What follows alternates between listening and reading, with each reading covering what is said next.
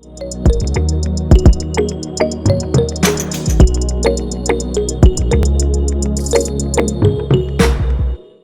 de la charla que nos va a ofrecer hoy Avisa, y el monstruo bilingüe ya está preparado para desvelarnos, ¿no?, que es el monstruo bilingüe. Si queréis saber más sobre su investigación, tiene una página web donde podéis descargar toda su investigación, tanto la científica como la divulgativa. Y si echáis un vistazo rápido os daréis cuenta porque está considerado en las últimas encuestas o esos rankings que se suelen hacer como uno de dentro de los 5% de los psicólogos experimentales más influyentes del Estado. Así que nada, no tengo nada más que decir, que muchas gracias a los que estáis aquí, a los que estáis en casa, y voy a hacer un pequeño anuncio. Ya que estáis en casa viendo desde YouTube, sabéis que siempre insistimos en que por favor os suscribáis al canal de YouTube. Este es el anuncio, ya que nos vais a ayudar a todo el grupo Silex a seguir haciendo este tipo de divulgación y de transferencia a la sociedad. Así que con este pequeño anuncio gratis, doy paso a Jon Andoni y os dejo con su charla.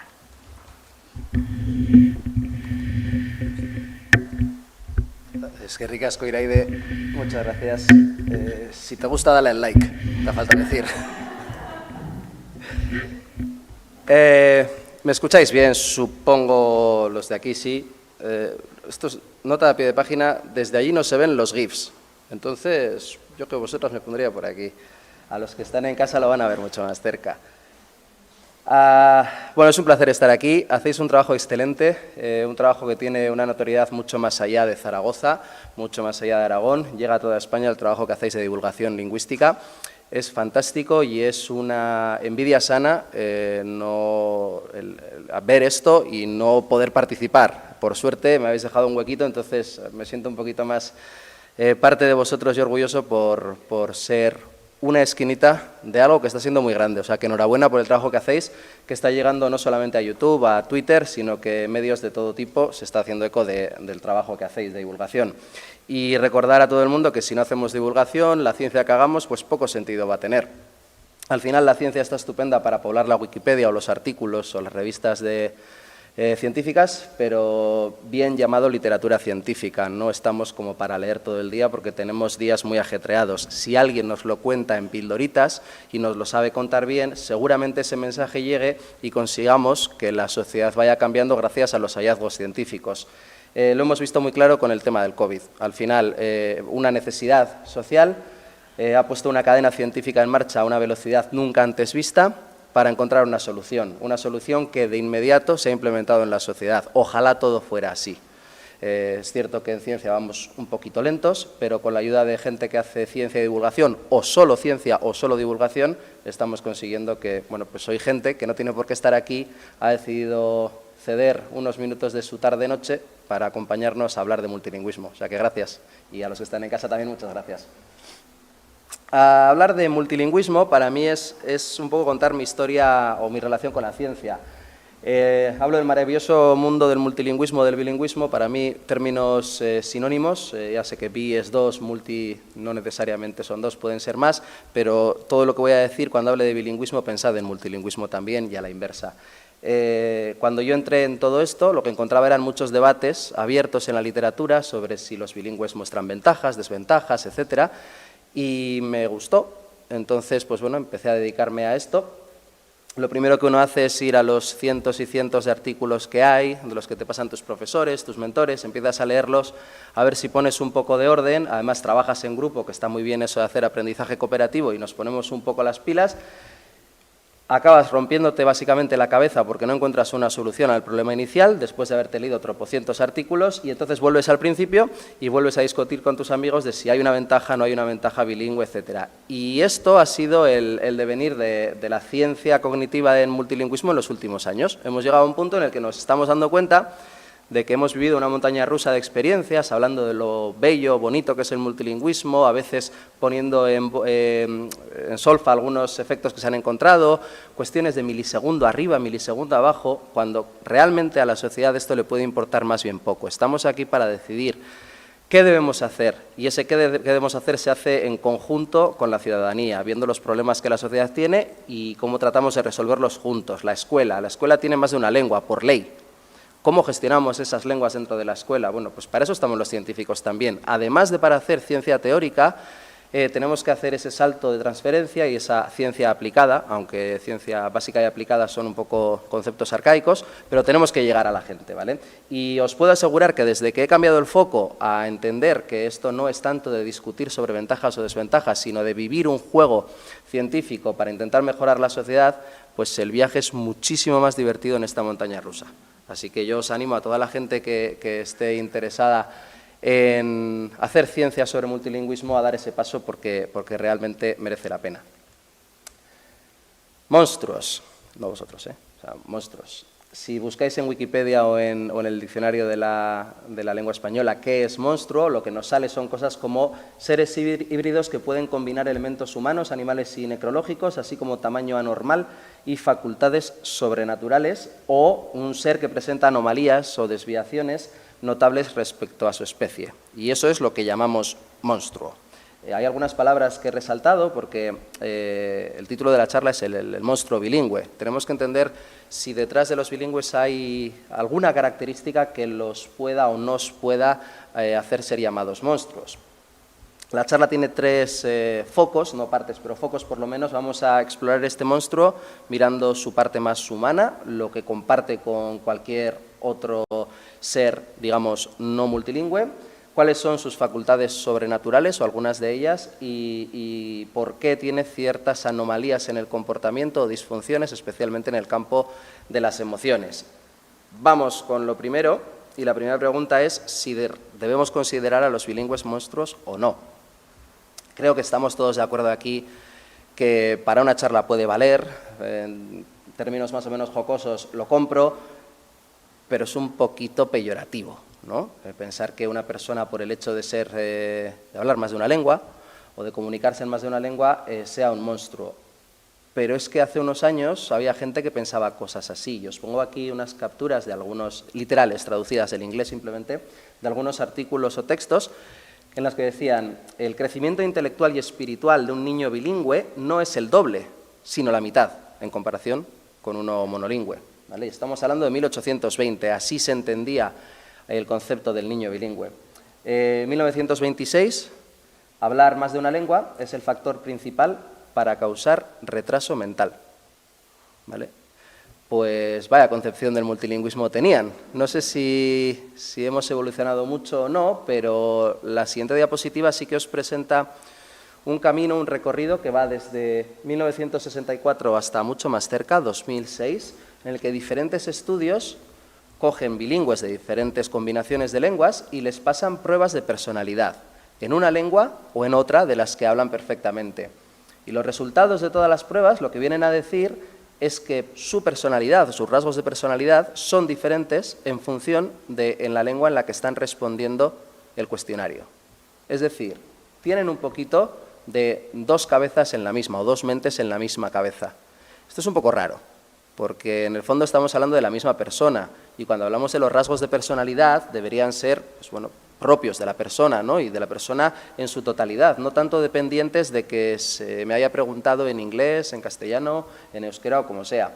Y más aún, los que tenemos o vivimos en contextos multilingües directos, es decir, mis pequeños monstruos, estos sí que son unos monstruos, son mis hijos, pero son monstruos porque lo son y porque están disfrazados de ellos. Esta es Anne, este es Oyer y le he pedido a mi mujer que por favor se conectase a YouTube, o sea que, cariño, a ver si se lo ha puesto, si no, pues hay que dar el beso para siempre. Si nos dicen que nuestros niños son monstruos, pues fíjate, me parece que me están faltando un poquito. Ahí ya me pongo más tenso, que me lo llamen a mí, pero no a mis niños. Más todavía cuando sabemos que estamos en un mundo en el que más de la mitad de la población domina 2 lenguas. Entonces vivimos en un mundo multilingüe, claramente. ¿Qué es? ¿Un mundo lleno de monstruos entonces? O sea, si estos son los monstruos, ¿dónde está la normalidad? Porque la normalidad a día de hoy, entendida estadísticamente, es hablar más de una lengua. Entonces, este concepto tiene que desaparecer por completo. Lo que tenemos que hacer, y sí es interesante desde el punto de vista científico, es entender cómo es el concepto de la mente bilingüe. Eso es un paso adelante, más que empezar a hablar de monstruos. La mente y el lenguaje tienen una relación clara, porque no hay otro órgano que genere el lenguaje que no sea la mente humana, el cerebro. Pero es una relación un poquito difícil de explorar, porque si os pregunto que defináis en una frase qué es la mente humana para vosotras, seguro que cuando compartamos las definiciones no se van a parecer demasiado, ¿vale? Es muy difícil definir el concepto de mente humana, no tanto el lenguaje, pero si el lenguaje se apoya en los procesos psicológicos básicos, tendremos que entender cuáles son esos procesos y cómo son. Durante mucho tiempo esto ha estado cerrado, con candado, o sea, no hemos podido saber cómo atacarlo. Hacíamos filosofía de esto, pero realmente no entrábamos a hacer una investigación experimental sobre esto, hasta que una persona que igual os suena, Vygotsky, os sonará por otras cosas que hizo, pero también tuvo una aportación muy grande al concepto de neurociencia cognitiva, porque empezó a hablar de que los procesos psicológicos se podían explorar si uno miraba atentamente al funcionamiento del cerebro, que en el fondo es el órgano gestor y creador de todo esto. Entonces, esa es la pieza clave que faltaba para intentar entender el funcionamiento del lenguaje y dar un paso para la comprensión de la mente humana. Y ahora viene la pregunta mágica, que es, ¿vale? Cerebro bilingüe. ¿Es el cerebro bilingüe fundamentalmente diferente del cerebro monolingüe? ¿Quién piensa que es fundamentalmente diferente? Que levante la mano. Vale, tenemos una persona convencida, porque además ha sido rápida, de que es fundamentalmente diferente. ¿Y esto viene genéticamente determinado? No. Entonces, seguramente no sea tan fundamental, sino que ocurran cambios que funcionalmente, e incluso a veces en estructura, puedan generar diferencias respecto al cerebro bilingüe. Pero cuando digo fundamentalmente me refiero a una cosa que viene de base, es decir, mi cerebro, yo he nacido para ser bilingüe y tú no. Eso es más complicado de entender, ¿verdad? Y de hecho es así, o sea, al final, y esto me ha costado horas, o sea, que sepáis que hacer animaciones en PowerPoint no es tan divertido. Nosotros nacemos donde nacemos y puede ser que sea una sociedad con presencia de más de una lengua, puede ser que sea una sociedad principalmente monolingüe y con eso tendremos que vivir y luego cambiaremos durante nuestra vida o no, ¿vale? Y esto es azaroso, nosotros nacemos sin estar predispuestos a nacer aquí, alguien nos trajo aquí y todos sabemos cómo se hace esto. Entonces, mi cerebro, ¿por qué va a estar preparado para ser bilingüe, para ser monolingüe? No tiene lógica, no tiene lógica. Será que mis capacidades lingüísticas en relación y mis capacidades psicológicas en relación con el contexto donde estoy, pues generarán estas diferencias que a veces nos encontramos entre cerebros bilingües y cerebros monolingües, principalmente a nivel funcional. Obviamente hay una función adicional, que es gestionarse en más de una lengua. También a veces en materia estructural, ¿vale? O sea, si hablamos de pequeñas partes del cerebro que son diferentes entre los monolingües y los bilingües, se han encontrado, y se han encontrado en un montón de sitios, pero eso da para otra charla y hay otro argumentario detrás. Realmente sí hay partes del cerebro que son diferentes, pero lo más importante es que hay una capacidad que es claramente diferente, que es la de gestionarse o negociar en más de una lengua. Pero esta es la parte más humana del monstruo. Si el monstruo viene de serie con la misma capacidad que el monolingüe, pues entonces igual no es un monstruo bilingüe, ¿vale?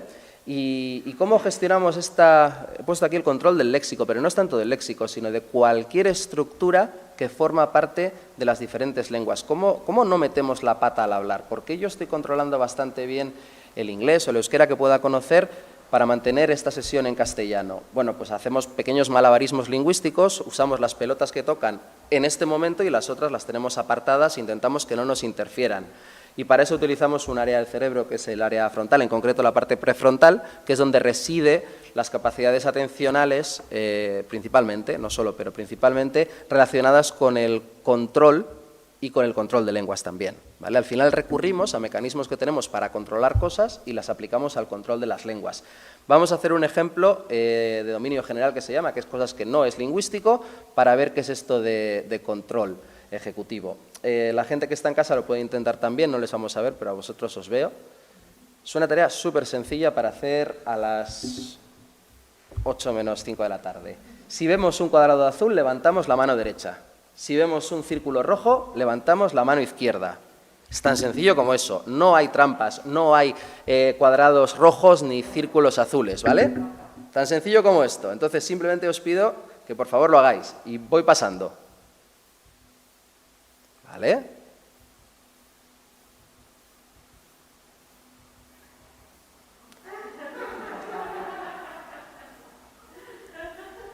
Te estoy viendo a ti ahora. Esto va para ti. En concreto, esto va para ti. Esto pasa. ¿Por qué? Porque tenemos un sistema de control ejecutivo maravilloso, pero a veces la situación pues nos hace que nos despistemos. Un ejemplo muy, muy claro a nivel lingüístico de esto, y voy a pasar para que no estés dando vueltas todo el rato, es cuando una persona tiene un dominio muy alto de su lengua nativa, pero luego conoce otras dos lenguas medio bien, y se pone en una situación en la que tiene que inhibir su lengua nativa, supongamos el castellano, para hablar pues francés, porque habla un poquito de francés. Y algo pasa en el contexto y viene el inglés, que también sabe hablar un poco. En ese momento el discurso se te desmorona, empiezas a mezclar francés con inglés. No mezclas el español, ese lo controlas bien, lo tienes en el cajón porque sabes que no corresponde, ¿sí? Pero los recursos atencionales son limitados y al final aquello que hemos dejado fluir, que es la lengua extranjera, en este caso las lenguas extranjeras, se lían un poco y ocurren, bueno, discursos un poquito así, ¿vale? Pasamos a la otra parte del monstruo, a ver cómo el monstruo mira el mundo. Tiene facultades sobrenaturales. ¿Por qué? Porque la mayor habilidad que tiene una persona multilingüe es algo que ni siquiera se entrena, simplemente ocurre, que es la capacidad de traducción espontánea, automática. En el momento en el que yo estoy procesando una palabra, por ejemplo, en una de las lenguas que conozco, dentro de mi cerebro, y tenemos que entender que el cerebro funciona por redes, no va por puntos concretos desconectados, mi cerebro procesa los pares por traducción de esa palabra. Es decir, si yo estoy hablando de la palabra house en inglés, yo estaré pensando, aunque no me dé cuenta, internamente estaré procesando la palabra eche en euskera y la palabra casa en español, ¿vale? Y esto ocurre, y ocurre de una manera automática e implícita. De hecho, hay una coactivación de lenguas. Lo que pasa que hemos descubierto que somos muy buenos inhibiendo las cosas. Entonces, intentamos pisarlo para que no entorpezca el discurso. Pero esto no significa que no esté procesando las cosas en las otras lenguas que conozco. Y esto el cerebro lo hace para nosotros gratis, ¿vale? Y si tiene algún coste me da igual porque lo va a hacer. Así somos los bilingües. Vale. ¿Cómo comprendemos el mundo los bilingües? Aquí tenemos que hablar de algo que seguro que conocéis, que es la hipótesis worfiana o de Sapir-Whorf. Hay diferentes versiones de esto, está la más estricta o la más laxa. La más estricta habla del determinismo lingüístico, es decir, solamente vas a poder pensar en aquello para lo que tienes palabras. Dicho de una forma poco rigurosa, pero para que lo entendamos a estas horas, podría ser eso. Es decir, si tus capacidades lingüísticas o tu lenguaje no da para más de eso, hasta ahí podrás pensar, no más allá, ¿vale? El pensamiento se circunscribe a la lengua o al conocimiento lingüístico que tengas. Esto ha quedado descartado claramente, y lo que sí apostamos es por algo un poquito más laxo, que es la hipótesis del relativismo lingüístico. Y hoy en día, de hecho, lo llamamos relativismo neurolingüístico, porque tenemos técnicas neuro que nos permiten identificar este tipo de cosas. Y relativismo lingüístico pues es muy parecido a la canción de Jarabe de Palo, de depende, todo depende, ¿vale? De según cómo se mira o de según cómo me lo digas o en qué lengua me lo digas. Eso es el relativismo lingüístico. Y lo vamos a entender con ejemplos, ¿vale? El primer ejemplo que pongo es esto es muy claro. La canción de Luna quiere ser madre. Los de aquí nos sentimos viejos, igual esta gente de ahí no tiene ni idea de lo que hablamos. Vale, la canción de Luna quiere ser madre, pues es una canción de Mecano maravillosa, en la que, claro, no cabe otra opción de que Luna quiera ser madre, porque no puede ser padre, porque es la luna, ¿no? En español, Luna es femenino, con lo cual será una madre. Si vamos al alemán, si sabéis algo de alemán, Luna le tocaría ser padre, porque es un sustantivo masculino, ¿sí? Pues vaya conflicto tenemos. Como Mecano te va a cantar en alemán, se le descuajeringa. Más divertido. Vamos al inglés, que en cuanto a género va un poco así, gramaticalmente hablando, pues a Luna le toca otra cosa. No, tendrá hijos, pero no sabemos si va a ser madre o padre, ¿sí?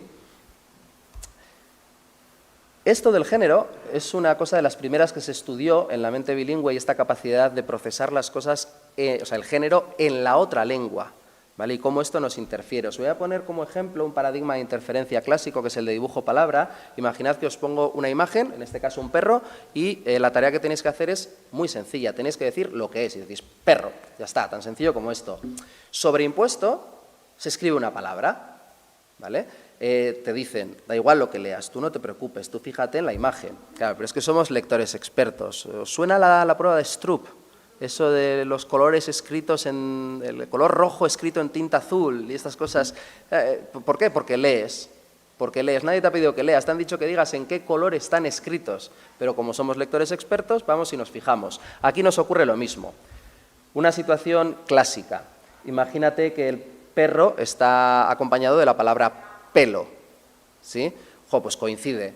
Porque ortofonológicamente perro y pelo tienen el mismo onset. ¡Buah, genial! Voy a decir perro súper rápido porque me ayuda, por eso lo he puesto en verdes, me favorece. En cambio, me pones gato y me has roto, porque gato es un competidor semántico directo. Yo tengo que decir perro y me estás activando gato. Tengo que inhibir ese gato para poder decir perro, que es mi tarea. ¿Sí? Vale, ahora vamos a una versión de esto un poquito más profunda.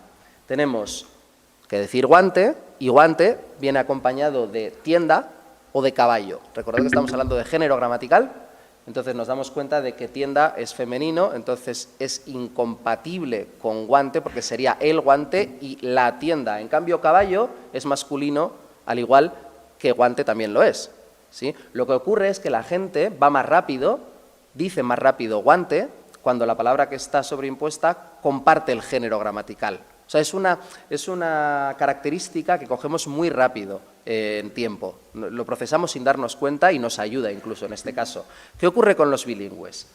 Y os cuento solamente un efecto muy curioso. Se les puso a gente que sabía castellano e inglés a estudiar pares de palabras.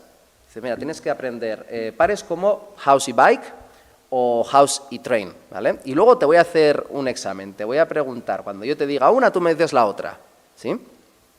Vale, esta gente recordad que sabía castellano e inglés, se estaban siendo testeados solamente en inglés, entonces para ellos el castellano no afectaba en este momento. ¿Os podéis imaginar cuál es el par que se aprendió mejor? ¿Por qué? Porque comparten el género gramatical en la lengua en la que no toca, ¿sí? La casa, el tren. Hay una incompatibilidad de género gramatical, esto me dificulta un poquito el acceso. O puesto de otra manera, cuando house va con bike, la bicicleta y la casa, esto me facilita incorporarlo, hacer una codificación, aprenderlo y después recuperarlo cuando es necesario. ¿Vale? Y dices, ya, pero es que no toca el castellano. Ya, pero es que lo tengo. Y como lo tengo, está activo. Y como está activo, me va a influir. Esta es la belleza de la mente bilingüe, la capacidad de que las lenguas que conoces interactúen entre ellas aunque no lo necesites. Vamos a ver qué ocurre a nivel cerebral y para esto os presento la peor foto que he podido encontrar de un muy buen amigo, Guillaume Thierry. Esto es una pena que quede grabado porque luego me la devolverá cuando lo vea, pero bueno, Guillaume es una de las personas que más ha podido estudiar, yo creo si no la que más, en el mundo las capacidades automáticas, espontáneas de traducción por parte de las personas multilingües. Y lo ha hecho con técnicas neurocientíficas, porque muchas veces cuando medimos el tiempo no lo vemos, pero cuando miramos lo que el cerebro está haciendo, ahí hay un chivato, que es el procesamiento cerebral, que nos dice, esto lo está juntando. Os voy a presentar algunos estudios hechos con una técnica que el nombre no lo he inventado yo, se llama electroencefalografía, ¿vale? Hemos decidido ponerle EEG para acortar, por lógica, y consiste esencialmente en lo que veis aquí. Se le pone a una persona un gorro que tiene unos sensores, en este caso son unos electrodos que están conectados a unos amplificadores, y se recoge la señal eléctrica del cerebro. ¿Vale? Y dices, ostras, pero si tú me pones un gorro con un electrodo aquí que solamente recoge, ¿qué va a recoger? Si yo me toco y aquí no hay electricidad ninguna. Bueno, sí hay electricidad, lo que pasa que está en unos parámetros muy pequeñitos, ¿vale? Necesitamos ampliarlo mucho. Para que lo entendamos mejor, tenéis aquí esta comparación. Seguramente esto ya lo habéis vivido. Os habrán hecho alguna vez un electrocardiograma. Bueno, el electrocardiograma es muy sencillo, te pones simplemente unos electrodos cerca del corazón y lo que se recoge es, pues bueno, la señal, el pulso eléctrico del corazón y se pinta así. Es muy sencillo porque solo hay uno y bombea muy fuerte, si pongo la mano incluso lo noto, ¿sí? No tanto con el cerebro. pero el sistema es lo mismo, con la diferencia de que, al igual que con las guitarras eléctricas, si tú tocas la guitarra eléctrica sin enchufar el amplificador, no suena mucho. Si lo enchufas al amplificador, entonces la señal fluye. Esto es lo que pasa con el EEG. Hace este mismo sistema, pero con un amplificador que lo multiplica por mucho, ¿vale? Y así vamos teniendo, de cada uno de los puntos del cerebro, pues supongamos que esto corresponde con esto, tenemos la señal eléctrica del cerebro en una ventana temporal tan fina como queramos. Podemos llegar al nivel del milisegundo, saber cuáles son los cambios de voltaje que ocurren en un punto, en una zona del cerebro, mejor dicho, en términos de milisegundo. Es fantástico, ¿vale? Único hándicap que tiene es que si yo me toco, aquí la electricidad no fluye, me tengo que dar un gel conductor. Esto es lo de la pila, cuando la chupo, metal, pero si me la toco aquí no me duele, ¿sí? Bueno, pues lo mismo, el mismo concepto. Si metemos algo que conduce la electricidad, somos capaces de llevar esto al amplificador, pero si no lo metemos, si ponemos el gorro sin gel, no va a funcionar, ¿vale? Esto es una clase de electroencefalografía en 3 minutos. Vale, os cuento resultados, pero os cuento resultados contándoos el paradigma, nada más, creedme. Os dejo, por cierto, siempre las referencias aquí, de tal manera que si escribís esto en vuestro navegador automáticamente se va a poder abrir, ¿vale? Sabéis que la ciencia se paga por leer, desgraciadamente. Bueno, pues hay gente que nos ha hecho un trabajo maravilloso y nos permite acceder a revistas científicas simplemente, pues bueno, pues gracias a los contratos que tienen otras universidades con las grandes empresas editoriales y nos abren la ciencia, ¿vale? Es el camino seguramente a seguir y es un camino que no está siendo fácil para los que apostamos por la ciencia abierta, pero desde aquí deciros que es la única forma.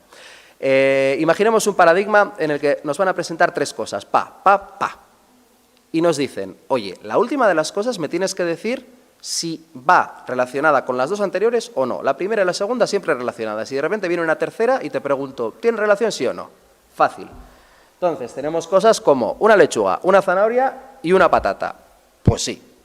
Una lechuga, una zanahoria y una mano. No, ¿vale? En relación, depende, ¿vale? La patata la tenemos clara. Genial. Ahora hacemos un truco. Lechuga, zanahoria, tomate. O lechuga, zanahoria, patata. Nos hemos dado cuenta de que hay la lechuga, la zanahoria, la patata, o la lechuga, la zanahoria, el tomate. Hay un cambio de género gramatical ahí, ¿verdad? Pero nuestra respuesta va sobre si tiene relación semántica sí o no. Vale. Y luego tenemos como control lo de la mano, la lechuga, la zanahoria, la mano, y también ponemos el pie, por ejemplo, ¿sí? Que hay un salto.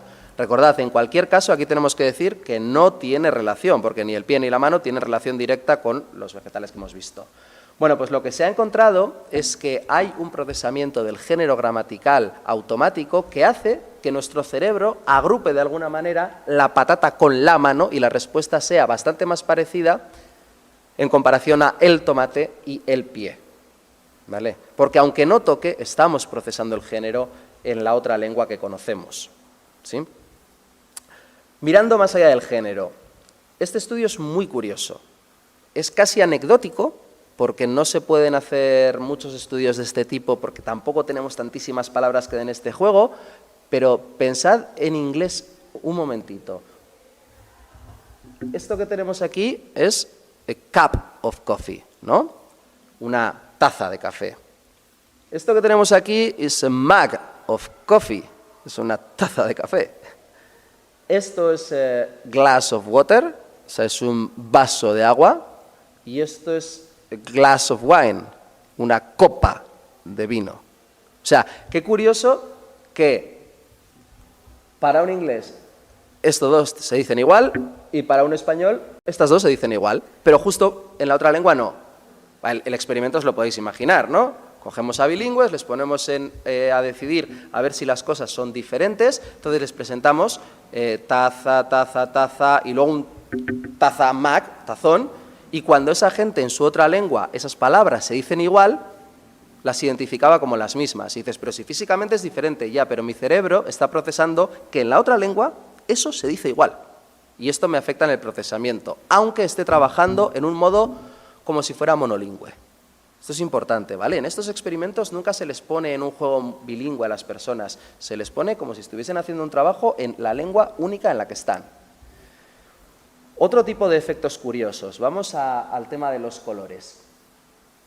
Hablando de colores y de lenguas, yo no sé cuántos sabéis de los mitos sobre el esquimal o el finés y las nieves y no sé qué.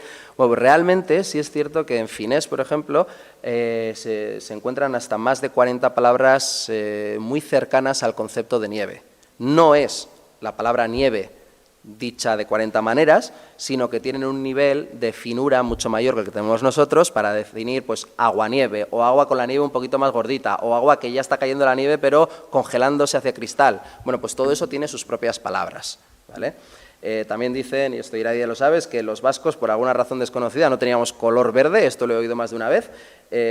Anda, que no tenemos verde nosotros en el País Vasco, como para no tener una palabra para eso, imagínate tú, ¿no? Bueno, de hecho, Happy Halloween. Por cierto, ahí está este también, que cuando lo hacemos en familia lo hacemos bien. Este año vamos de familia Adams y me he pedido ser miércoles. ¿Es verdad? Ciencia. En griego, azul claro y azul oscuro se dicen con palabras diferentes, ¿vale? Se dice con esta palabra el azul claro y con esta otra el azul oscuro, ni lo intento decir. Vale. Cogemos a gente, que esto como movimiento migratorio ha sido un clásico, gente griega que ha ido a Reino Unido a vivir. Bueno, pues gente que lleva más o menos tiempo en Reino Unido siendo griegos de origen y hablantes nativos de griego y que tienen una exposición, en un caso mayor y en otra menor, al inglés, ¿vale? Su nivel competencial en inglés es muy parecido, lo único es que unos han estado viviendo mucho más tiempo que otros en un lugar de habla inglesa. Este estudio se hizo en Londres. Simplemente unos estaban más estancia que otros, ¿vale?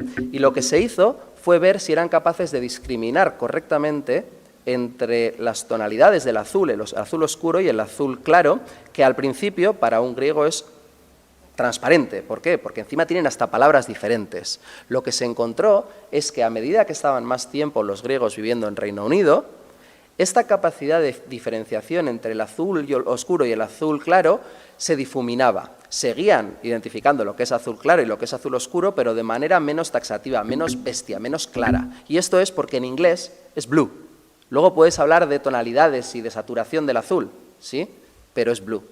Y esto es la influencia de la nueva lengua que tiene incluso en el modo que tienes de percibir. Y estamos hablando de percepción del color, algo muy básico del sistema, ¿vale? Bueno, un pasito más allá. A los que nos dedicamos a esto, durante mucho tiempo nos ha fascinado o nos ha cautivado la posibilidad de estudiar las conversaciones entre personas online. Sería ideal, porque lo que hacemos en laboratorio a veces peca de no ser muy ecológico, que se llama, que es poco representativo de la realidad. Les metes a una pared blanca, les pones unas cosas, tal, y encima le pones a una persona delante del ordenador a interactuar. Pues hombre, cuando interactuamos lo hacemos diferente con el ordenador que cuando lo hacemos cara a cara, y esto lo sabemos muy bien después de 1 año y pico de pandemia, de habernos comido clases online, charlas online y reuniones online, ¿verdad? Para los raritas que nos dedicamos a esto, poder mirar los cerebros en activo en una conversación era fascinante, era un sueño, y es un sueño que se cumplió. Se ha cumplido hace poco gracias al EEG que os he enseñado antes, estos electrodos que se ponen, pero con una capacidad añadida que se llama el hyperscanning, la capacidad de escanear o de recoger información de 2 cerebros al mismo tiempo, ¿vale? Y de ver cómo los efectos de un cerebro se relacionan con los efectos del mismo momento del otro cerebro. Esto es fantástico, porque si encontramos relaciones entre los 2 cerebros de 2 personas que se están comunicando, posiblemente tenga que ver por el acto de la comunicación en sí. Y entonces ya nos podemos empezar a plantear si lo hacemos en una lengua, en otra, mezclando lenguas, etc. Bueno, pues ese camino lo hemos recorrido. Básicamente consiste en ensuciarte mucho la cabeza, coger a un amigo, ponerte estos electrodos. Este es Alejandro Pérez, mi compañero de viaje en esta serie de estudios. Y nosotros se nos ocurrió una cosa muy sencilla. Les íbamos a pedir a 2 personas que se pusieran a hablar como si estuviesen hablando por teléfono, ¿vale? A turnos. Primero hablaba uno, luego hablaba otro, luego uno, luego otro. El setting experimental es muy parecido a esto. Se les ponía una pantalla en la que iban apareciendo temas de conversación. Y primero le tocaba a uno hablar durante 1 minuto de ese tema y luego al otro hablar de ese mismo tema otro minuto. Temas sobre sí mismo. ¿Cuánto te gusta la música? ¿Qué tipo de música te gusta? Entonces uno iba diciendo, se iba metiendo en la conversación. En este caso no les permitíamos verse, ¿vale? Para nosotros era importante porque hay unos efectos muy curiosos del cerebro social, que es que en cuanto una persona mira a otra, empezamos a quedarnos con los ojos, con los movimientos de la boca, y los ritmos de tus movimientos, de tu boca, de tus labios, hacen que mi cerebro empiece a fluctuar de esa misma manera. O sea, somos bestias hechas para interconectar. Es una barbaridad. Nosotros lo que hacíamos era simplemente pedirles que se hablasen. Primero hicimos en una única lengua y luego ya pasamos a la versión multilingüe. Y lo que queríamos ver es si había algún tipo de similitud entre la activación cerebral del A y del B, de una persona y de la otra persona, cuando estaban comunicándose, y si era igual o diferente cuando lo hacían en una lengua respecto a otra, ¿vale? En este caso eran castellano hablantes, nativos que tenían un nivel de inglés medio alto, y les pedimos que a veces la conversación la mantuvieran en castellano y otras veces en inglés.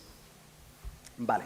Estas rayas de colores que encontráis aquí, en verde, son las áreas del cerebro que funcionaban muy similar en las dos personas cuando estaban comunicándose en castellano, la lengua nativa, ¿vale? Lo que veis en rojo son las áreas del cerebro que funcionaban, en este caso oscilaban similarmente cuando lo hacían en inglés. Vemos que no son las mismas, alguna de ellas coincide, pero principalmente son diferentes. Y esto es curioso, porque las personas eran las mismas, lo que pasa es que la interconexión entre las personas o entre el procesamiento cerebral de las personas varía en función de si lo estaban haciendo en una lengua nativa o, en este caso, en una lengua extranjera. ¿Se entendían? Sí. ¿Utilizaban mecanismos diferentes? Claramente. ¿Vale? Bueno, y la última parte de la charla va sobre las emociones de las personas bilingües. Si queréis profundizar un poquito sobre el concepto de emociones y lenguaje, os recomiendo un estudio de revisión bastante reciente que José Antonio Hinojosa, Eva Moreno y Pilar Ferré hicieron hace poco, que se llama Affective Neurolinguistics. Es este campo nuevo que se ha abierto para entender, mediante técnicas neurocientíficas, cómo procesa el cerebro humano las emociones y el componente afectivo en general. Y mucho de esto tiene relación con el lenguaje, obviamente. ¿Vale? Entonces, este artículo resume bastante bien la evidencia hasta ahora y es bastante chulo. Y si queréis una persona de referencia en el estudio sobre emociones y bilingüismo, yo diría que dentro de nuestro espacio más cercano nos encontrábamos a Albert Costa, fallecido hace un tiempo y gran amigo de la familia. De hecho, ese de rizos era mi hijo cuando todavía tenía rizos. Y esta ha sido la persona que más trabajo hizo en la última etapa de su vida para enseñarnos un poquito cómo funciona el cerebro bilingüe en procesos que van más allá del lenguaje. ¿Vale? Acabaré con esto. Dices, ya, pero ¿realmente el procesamiento emocional va a variar mucho si me lo presentas en una lengua A respecto a una lengua B si yo domino las dos lenguas? Y la respuesta es que sí, tan sencillo como sí. Un experimento que hicimos muy simple fue poner a las personas delante de una pantalla con frases neutras o claramente negativas. Una frase tipo contenido negativo podía ser, pues, el terrorista hostil mató al violento asesino. Utilizábamos un montón de sustantivos con un arousal alto, es decir, con un nivel de activación alto y con una valencia claramente negativa. Estas palabras no son bonitas. Y luego teníamos oraciones neutras, ¿vale? El perro paseó por no sé qué, lo que fuera. Y las teníamos en versión castellano y en versión inglés, de nuevo con personas nativas de castellano que sabían inglés bastante bien. Y les pedíamos que evaluasen, por favor, cuál era el impacto emocional que tenían las frases para ellos o ellas, ¿sí? Hacían una escala, iban diciendo, pues está mucho, está poco. Bueno, cuando cogíamos los resultados y los analizábamos, nos encontrábamos que no había diferencia entre inglés y castellano, es decir, lo que era muy impactante y punto. Lo entendían perfectamente y les parecía una aberración de frase. Esta frase no es bonita y ya está. Y lo que sí era bonito y ya está, ¿vale? Pero el truco es que nosotros cogíamos más información de estas personas. En este caso cogíamos información sobre la dilatación de las pupilas, que es un indicador muy claro del impacto de las cosas, el impacto cognitivo, el impacto emocional de las cosas, y también la microsudoración de la piel. ¿Vale? Cuando estamos haciendo algo que nos cuesta cognitivamente mucho, nuestra piel empieza a sudar de una manera muy pequeña que se puede medir con unos tipos de electrodos como estos, ¿sí? Entonces tenemos ya dos indicadores del sistema nervioso que son la microsudoración, la respuesta electrodermal que se llama, y la dilatación pupilar. Cuando mentimos, las pupilas se nos ponen grandes. Cuando estamos haciendo algo en una lengua que nos cuesta mucho, porque no somos muy buenos en esa lengua, las pupilas se nos ponen grandes. Estamos en modo trabajo, ¿vale? Entonces, si queréis saber si alguien nos está mintiendo o no, le cogéis de las manos, a ver si notáis algo de sudoración, le miráis bien a los ojos y le hacéis esa pregunta de ¿dónde estuviste ayer? Vale, pues lo que encontramos es que la gente, por supuesto, las oraciones con contenido negativo, sus pupilas se dilataban y tenían esa microsudoración añadida respecto a las neutras. Pero esto en la lengua extranjera era menor. El impacto emocional que el cuerpo notaba y sentía y reflejaba era más pequeño. Es decir, juzgaban que sí, que tenían un contenido negativo claro, ¿vale? Pero, ¿qué es lo que les pasaba por dentro? Que el impacto era menor. Simplemente que sepáis que hay un montón de estudios hechos con palabras ofensivas, con insultos, con reprimendas, que muestran diferencias entre lengua nativa y lengua extranjera. No es lo mismo decir pues, hijo de puta que motherfucker. Esto me lo ponéis, no es lo mismo, ¿vale? Y evidentemente no lo procesamos igual. Y no es lo mismo mentir en una lengua nativa que en una lengua extranjera, ¿vale? ¿Por qué? Porque estamos haciendo un procesamiento a un nivel diferente. Tenemos que entender que generalmente tenemos un nivel competencial más pequeño en esa lengua extranjera y que además la hemos aprendido en unos contextos por lo menos diferentes al de la lengua nativa. La lengua nativa se aprende en un contexto familiar, de cercanía, en el que nosotros crecemos al mismo tiempo que nuestra lengua evoluciona, ¿sí? Y vamos teniendo un repertorio de emociones que vamos aprendiendo y generando durante nuestros primeros años de vida. Las lenguas extranjeras muchas veces metemos codos, nos dan un libro y estudiamos. No siempre, pero muchas veces ocurre así. Y es de esperar que esto haga que la respuesta que tengamos o el procesamiento que hagamos sea diferente también en una lengua nativa respecto a una lengua extranjera. Entonces hay un montón de evidencia, ya os digo, con un montón de cosas curiosas, como pueden ser los insultos, las broncas o la mentira en lengua nativa o lengua extranjera. Voy a ir concluyendo con un experimento que para nosotros nos cambió la perspectiva porque nos dimos cuenta que ahora podía ser el uso de una lengua extranjera algo útil para la mejora de algunas personas y lo vais a entender rápido.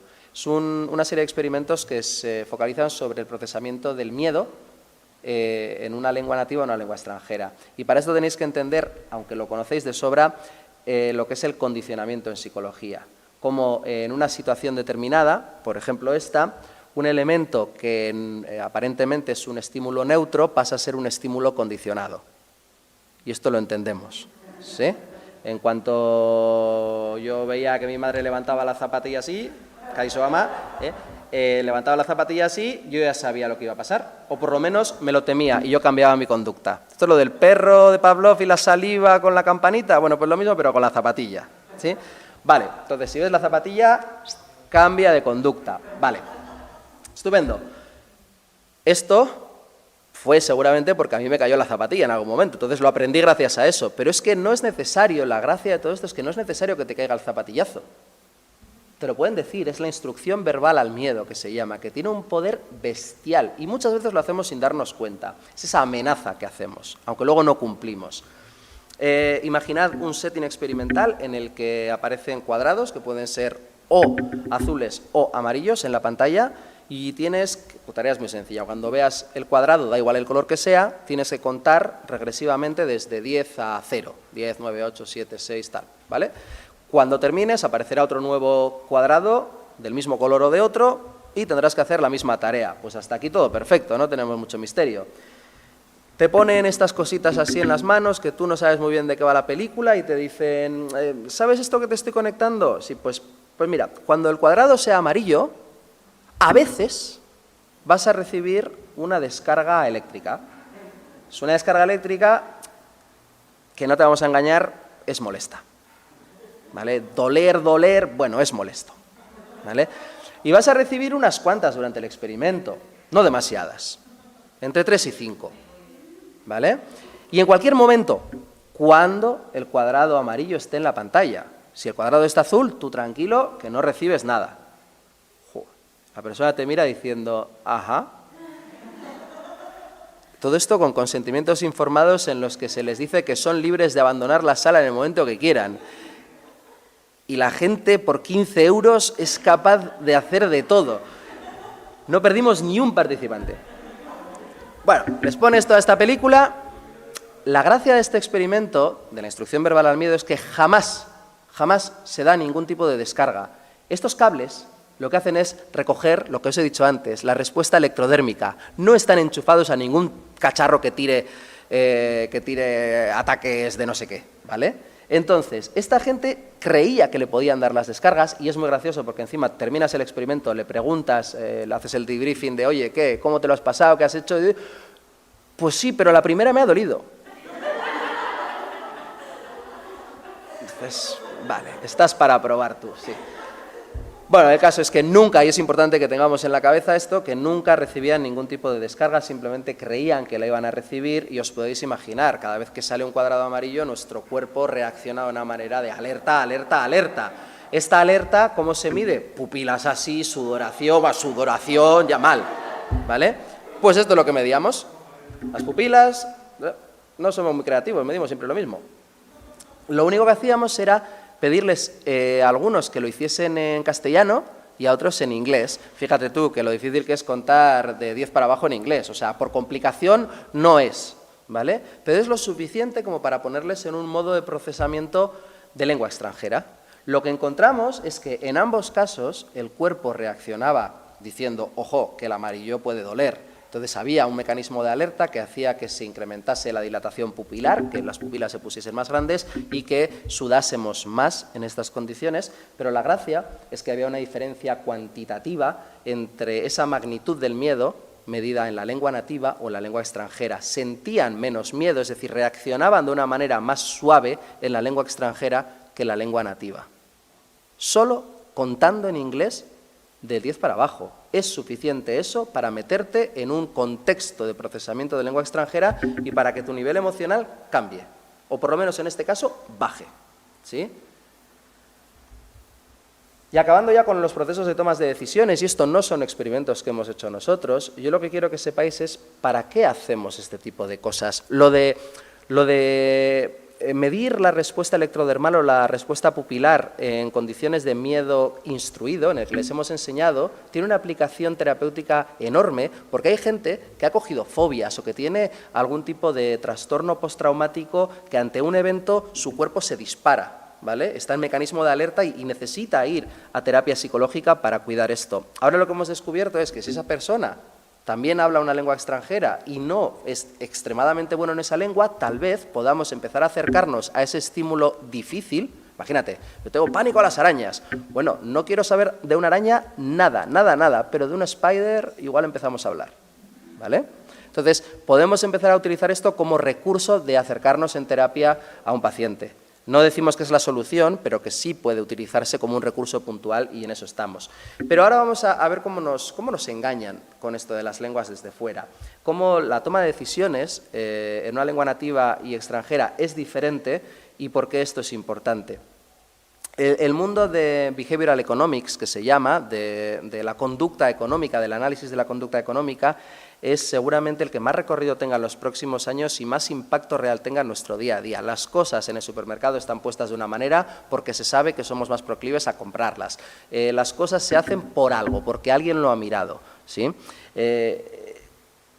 ¿Conocéis el estudio del aeropuerto de Schiphol en Ámsterdam? No, bueno, no es un estudio, es un cambio que se hizo.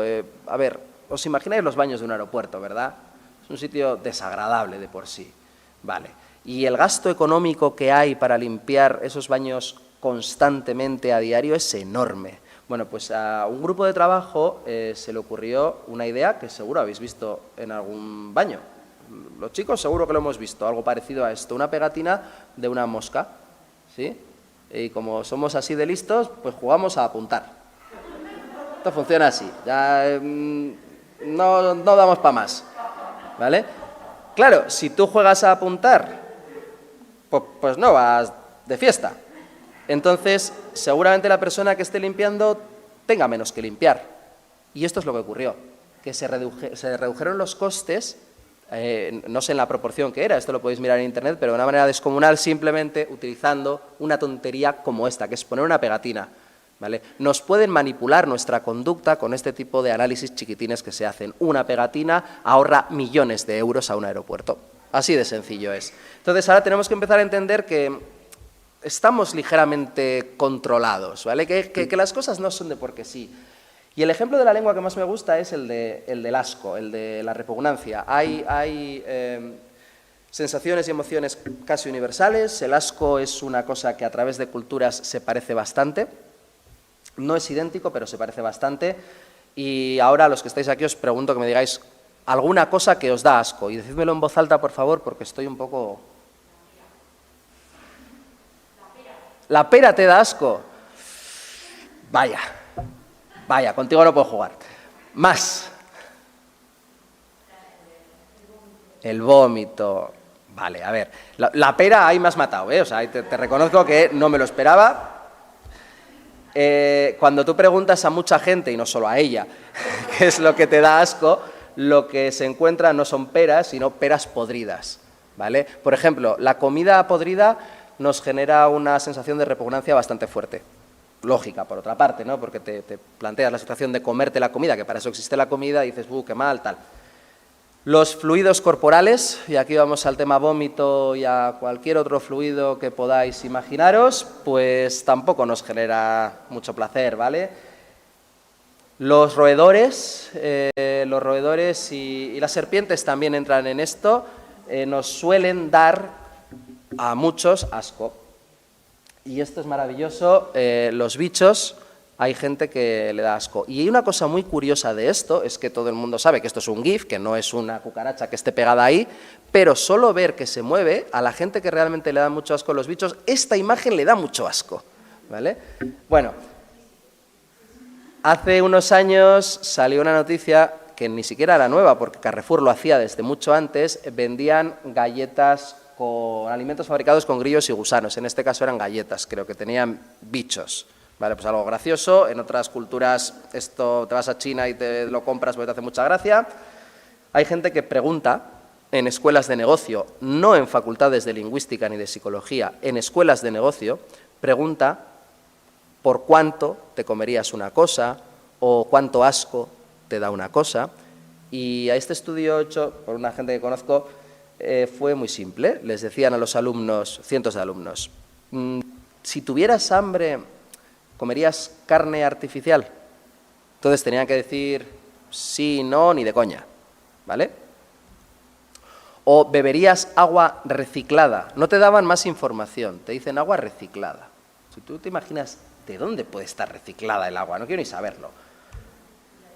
O comerías galletas de insectos. ¿Vale? Estas tres preguntas se las hacían y se las hacían en una lengua nativa o en una lengua extranjera que comprendían perfectamente, ¿sí? Cuando se les preguntaba en lengua nativa, el 40% de las personas decía que no, ni para atrás comería la carne artificial. Casi el 20% decía que lo de beber agua reciclada tampoco. Y más de la mitad de las personas decía que las galletas con insectos, tururú. Cuando se lo preguntaban en la lengua extranjera, se reducía casi a la mitad. El 26% de personas ahora decía que no, antes era el 40%, el 9% decía que no al agua reciclada, antes era el 19%, y el 35% solo decía que no a las galletas, cuando antes era el 55%. ¿Vale? Es decir, si están pensando en cómo venderte esos productos, que lo hagan en lengua extranjera porque eres más proclive a comprarlos, o por lo menos eres menos proclive a sentir esa repugnancia, ¿sí? Y esto lo vemos día a día, no tenemos que ir a los estudios publicados. O sea, a ti te dicen, perdón, si alguien tiene este coche, lo siento mucho, me parece uno de los coches más feos que he visto en mi vida, el Fiat Multipla. Es lo que hay. Si te dicen Fiat, el coche, y te plantan eso, dices, bueno, pues el coche tuyo, no mío. Pero te dicen Volkswagen, das Auto. Ostras, ya es otra cosa. Pues, o serán más bonitos también, pero por lo menos ya te ha entrado por el oído, ¿sí? O este es el clásico. Hamburguesas Manolo, me encantan. ¿Eh?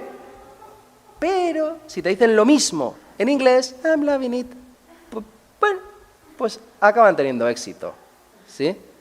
Claro, si nos lo contasen en nuestra lengua igual no me encanta tanto. En cualquier caso, la lengua importa.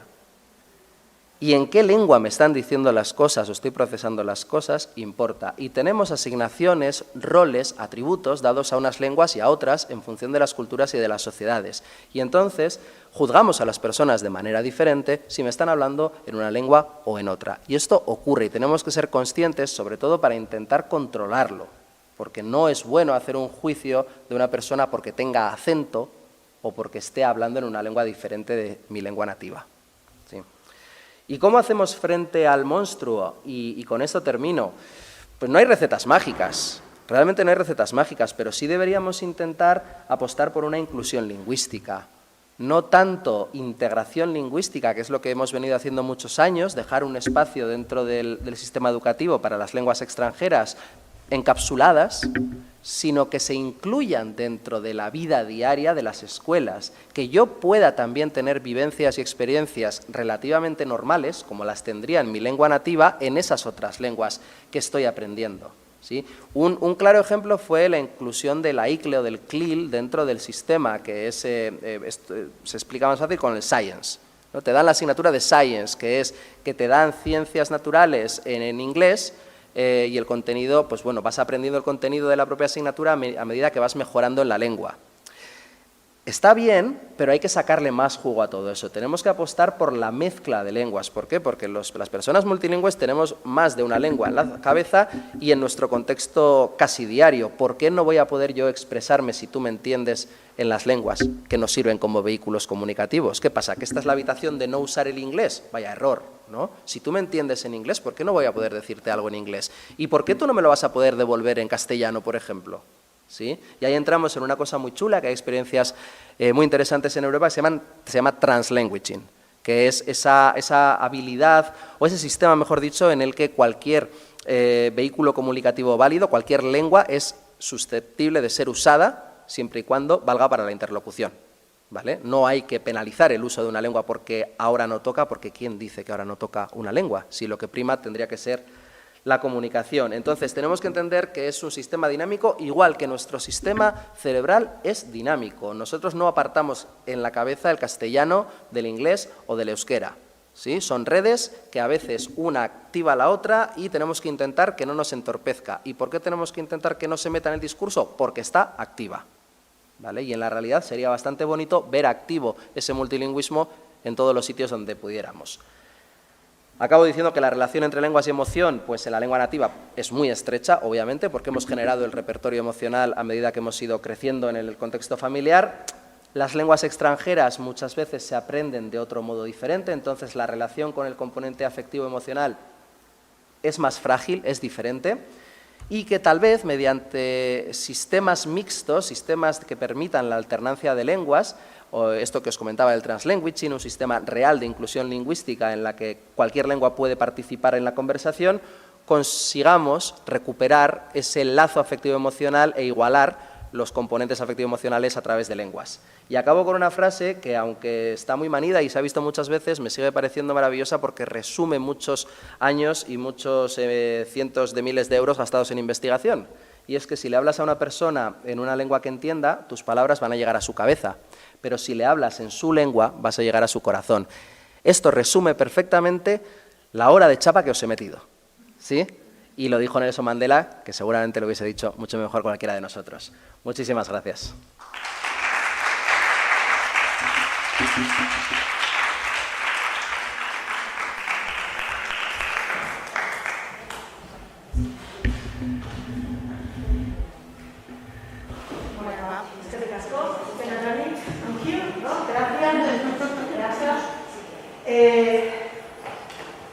Se abre, si queréis, un turno de preguntas, de comentarios. También los que estáis en casa sabéis que a través del canal de YouTube podéis hacer preguntas. Tenemos aquí a una compañera que nos va, a Laura, que nos va diciendo hacia otra.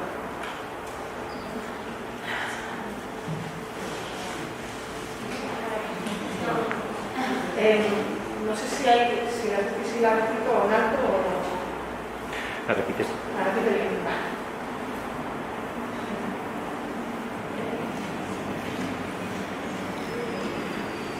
Vale. Que no es una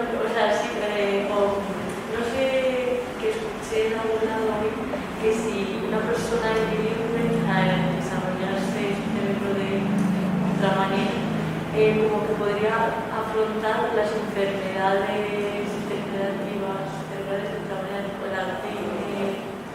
Entonces no sé cómo o por qué se da. Repito para la gente que no ha podido escucharlo. A ver, la pregunta es si, bueno, es un comentario, es que había escuchado a la compañera que hay una relación aparente entre multilingüismo y demencia en el sentido positivo, en el sentido de que las personas multilingües tal vez sufran menos de algún tipo de demencia o Alzheimer o similar. Vale, sí. Sí, de hecho esa fue la razón por la que algunos de nosotros empezamos a hacer estudios tratando de instruir a personas que eran monolingües en una segunda lengua, personas mayores, pensando que eso podía tener un impacto positivo para su sistema cognitivo. La evidencia lo que nos dice a día de hoy, con algún dato en contra, pero muchos datos a favor, es que las enfermedades neurodegenerativas, por ejemplo el Alzheimer y otras muchas enfermedades neurodegenerativas, se ha hecho con mucho, Parkinson, Huntington, etcétera. El golpe que te da, la sintomatología que tú vas a tener, ocurre más tarde si eres bilingüe que si eres monolingüe. Ojo, esto en números grandes.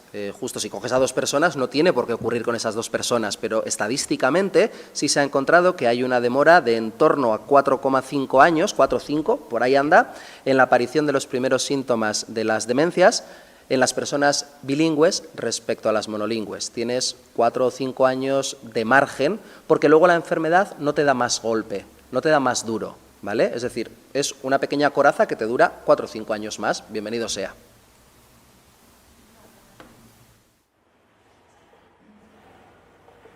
Bueno, primero, muchas felicidades por la conferencia que ha dado. Muchas gracias por haber compartido con nosotros con buen humor y con tanta claridad que encaja perfectamente en el modelo de conferencia de Zaragoza Lingüística.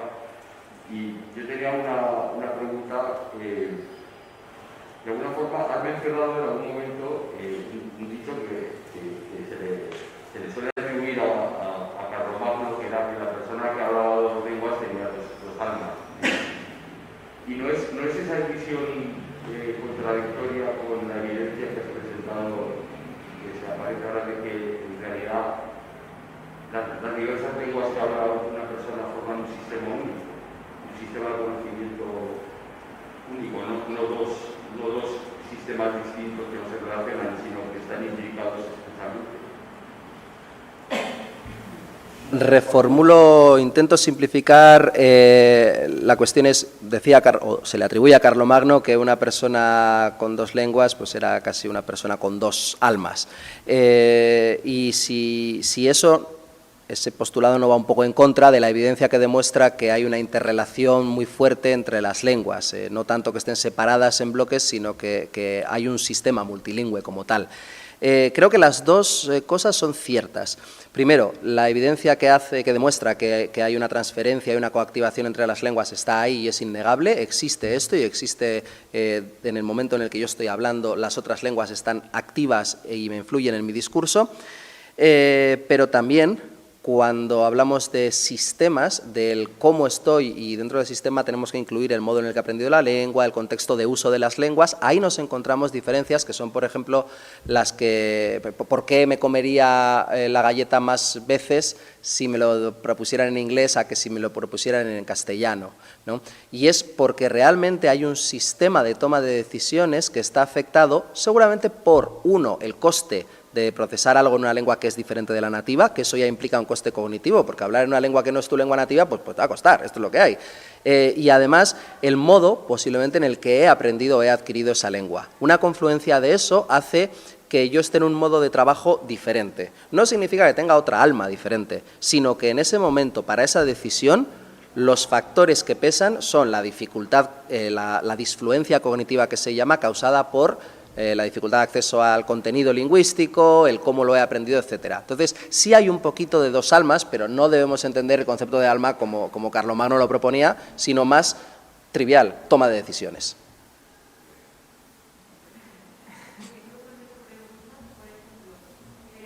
Una persona que ha aprendido dos idiomas, del estilo, tengo dos idiomas nativos, controlo exactamente la perfección, tanto un idioma como otro. Se me ha criado en casa aprendiendo un idioma, he tenido un entorno en el que he estado en contacto con ese idioma de forma natural, pero a la vez también he estado en contacto con otro y mi cerebro piensa tanto en uno como en otro. Hay un proceso muy rápido.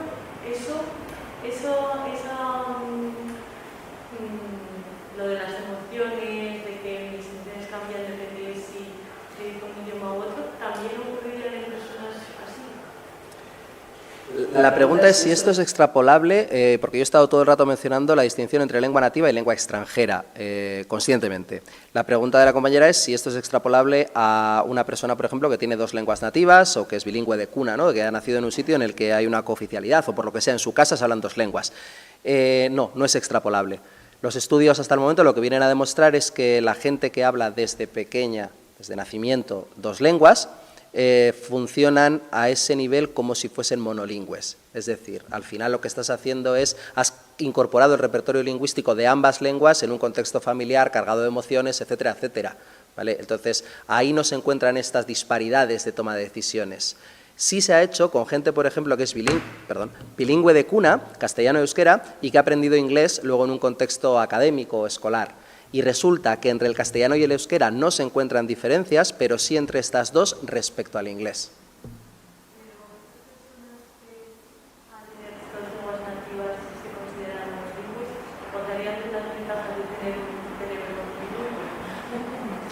Sí, no tienen las desventajas estas que ni siquiera son desventajas, sino que son diferencias. La pregunta es, reformulo, a ver si el hecho de ser bilingüe de cuna no tienes estos problemas, pero vas a tener algún tipo de ventaja después de cara al Alzheimer y todo esto. Estás preocupada con las demencias, ¿eh? Pues la verdad es que sin tener esta cara B negativa de la diferencia en toma de decisiones o en procesos afectivo-emocionales, sí se mantienen las ventajas a nivel neuroprotector.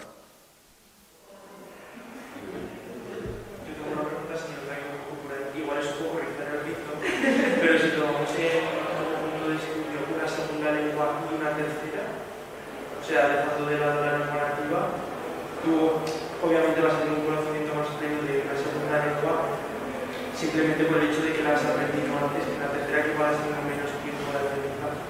Entonces, entre la segunda y la tercera también habría diferencias, o sería más similar, porque ya se alejan más los de la lengua nativa, o todavía no es. Sí, a lo último, pero la pregunta es si estábamos hablando de primera y segunda lengua, ¿qué ocurre si metemos una tercera? Si asumimos que la segunda y la tercera lengua se han adquirido a partir de, supongamos, 6 años y en un modo más institucionalizado, por ejemplo, más en entorno escolar, por ejemplo, ocurriría lo mismo en una tercera que en una segunda lengua. De esto sí hay evidencia, pero evidentemente os podéis imaginar que estos estudios son bastante recientes, falta mucha más evidencia para entender cuánta diferencia hay entre la tercera y la segunda lengua, porque lo que sí sabemos es que la adquisición de una tercera lengua es más fácil que la adquisición de una segunda lengua, porque ya tenemos herramientas para enfrentarnos a la multiplicidad de estructuras. Eso, hemos dado el salto grande con la segunda lengua, pues incorporar una tercera cuesta menos, ¿vale? Entonces es posible que cuando haya suficientes estudios lo que veamos es que tal vez estas cosas sean diferentes. Yo me uno a los agradecimientos y además auguro muchísimo éxito este vídeo, porque si tiene ya éxito entre nosotros, yo creo que se va a ver mucho. Yo tengo también, es una variante de esta, solo se acaba la agotado, pero a mí la curiosidad es si hay diferencias entre lenguas que se parecen mucho y lenguas estructuralmente distintas. Es decir, si también tiene la culpa el tipo de lenguas que estamos aprendiendo como lenguas extranjeras. Para la gente que no está con nosotros, la pregunta es si la tipología lingüística o la cercanía entre un par de lenguas puede determinar alguno de estos efectos. Yo pensaba que sí, pero luego es cierto que los datos no dicen esto y cuando lo piensas dos veces es que es muy difícil establecer qué son lenguas cercanas y qué no lo son, porque la clasificación tipológica de las lenguas, pues allá depende qué clasificación utilices o en función de qué. Entonces uno dice, no, pues que el catalán y el castellano es lo mismo. No, obviamente no es lo mismo, son dos lenguas diferentes. Pero es que se parecen mucho. Bueno, o no. O sea, fonéticamente creo que no tanto. ¿sí?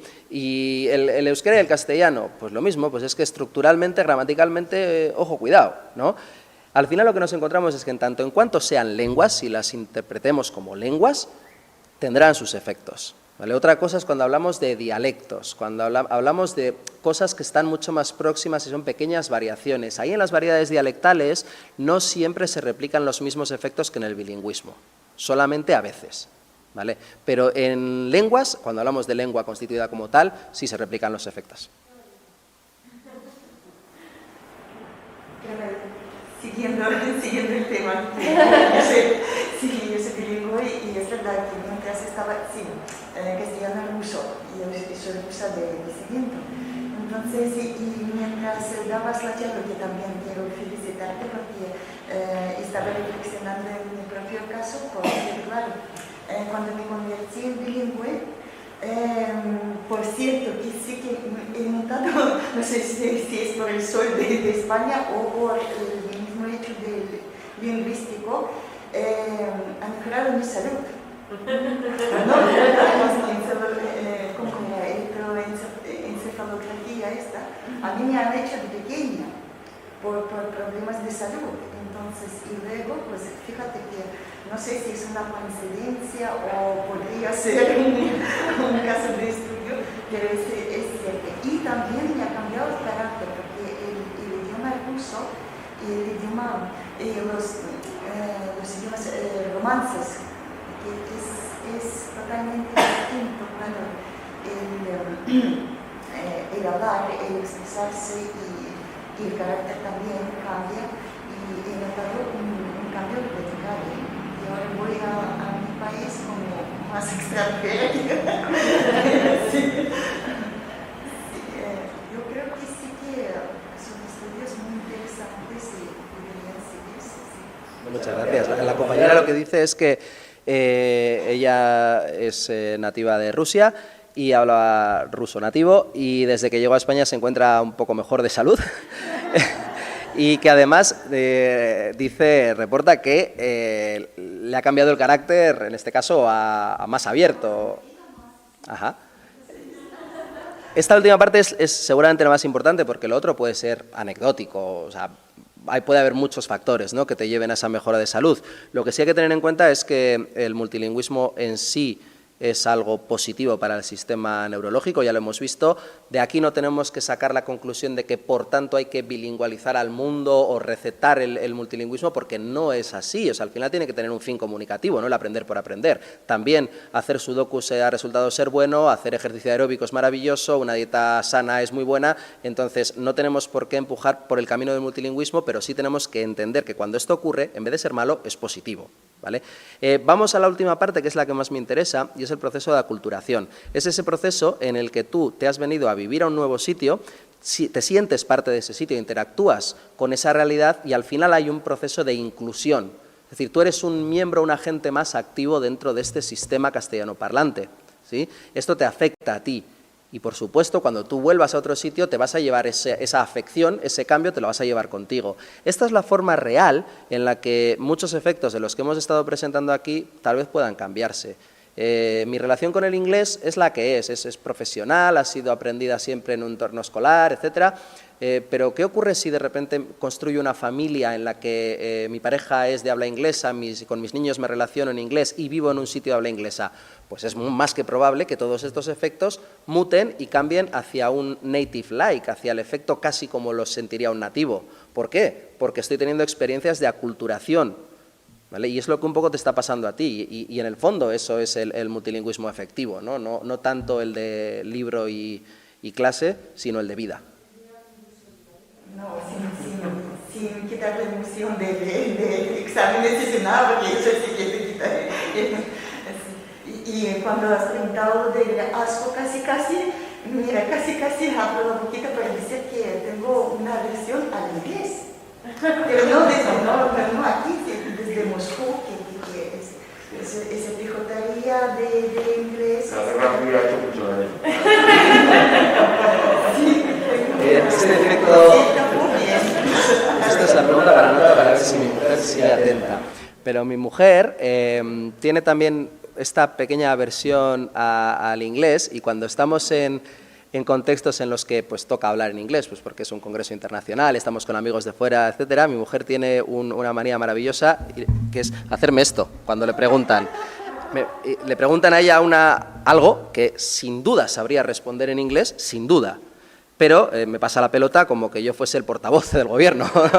Y es justo esto, son los efectos que se han reportado de ansiedad frente al aula de lengua extranjera. La gente tiene unos niveles de ansiedad mayor cuando entra en el aula de lengua extranjera, ¿vale? Y la ansiedad, aunque podamos entender que esto pues, nos puede ayudar a estar más alerta, etcétera, no necesariamente. A veces con ansiedad las cosas no entran. Cuando el sistema se bloquea, no permean también los aprendizajes. Y esto ha ocurrido clásicamente en el contexto de aprendizaje, en nuestro caso, del inglés.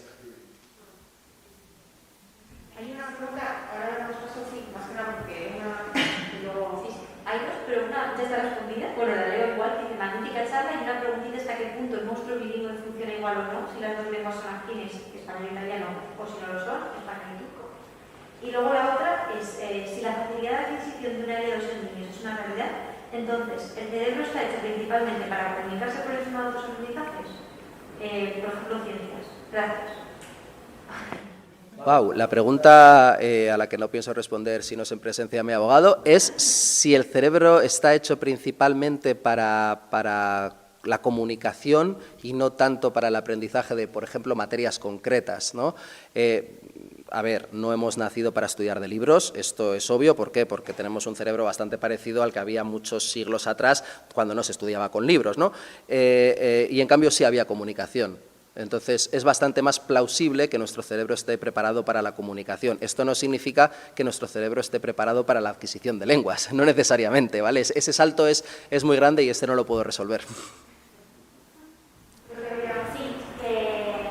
con relación a lo que estabas diciendo tú de la ansiedad o de que me llama la atención el experimento que has mencionado de los cuadros azul o amarillo, porque yo cuando lo estabas explicando pensé que la gente se pondría más tensa o más nerviosa en la lengua extranjera, ya que es algo que no controlan. Entonces, lo que haces tú de entras a un aula o tienes que hablar en inglés, y aunque tú sepas, generas tensión en tu cuerpo, entonces yo pensé que ese estado de estrés sería más pronunciado en la lengua extranjera que en la otra. Y has pensado correctamente. La compañera lo que dice es, en estos estudios que estamos mostrando de diferencias entre lo neutro y lo negativo, por ejemplo, que su apuesta era que, bueno, pues ya que la lengua extranjera te va a costar más, veníamos diciendo todo el rato que cognitivamente es muy demandante hablar una lengua extranjera, habría más activación en la lengua extranjera que en la lengua nativa. Y es cierto, nosotros siempre comparamos aquí una condición neutra y una condición negativa, ¿vale? Y vemos una magnitud de la diferencia. La diferencia es esto en español. Lo negativo me activa hasta aquí y lo neutro me activa hasta aquí, ¿sí? ¿Qué es lo que ocurre en la lengua extranjera? Que la diferencia es esta, mucho más pequeña, pero más alta. ¿Por qué? Porque en general hay un coste básico, que es el coste por estar trabajando en una lengua extranjera. Es decir, tienes razón y tengo razón, son dos efectos aditivos. ¿Tenéis alguna pregunta más? Lo que pasa es que mi pregunta es completamente diferente, porque cómo se incorporaba lo que más me ha emocionado de la charla ha sido la cuestión del género.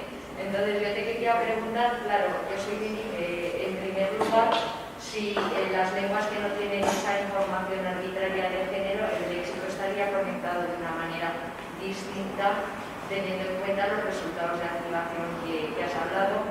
Y en segundo lugar, la posible interferencia que podría haber entre un bilingüe que tiene una lengua como el español con género y una lengua como el inglés que no lo tiene. La pregunta es más sobre la parte de las relaciones morfosintácticas de género en este caso, aunque podríamos hablar de número también, entre las lenguas.